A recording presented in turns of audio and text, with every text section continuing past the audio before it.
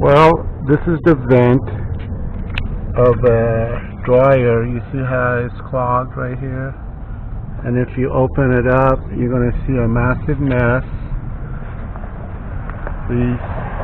Basically, it hasn't been touched in 20 years probably, but the problem gets worse.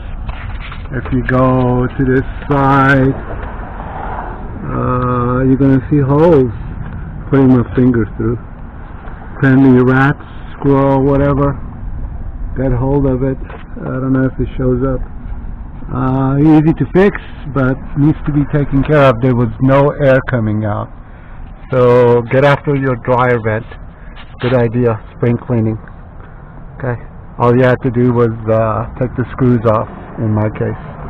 This thing is about 20 feet long and it needs to be checked sometimes, and today was the day. Good day.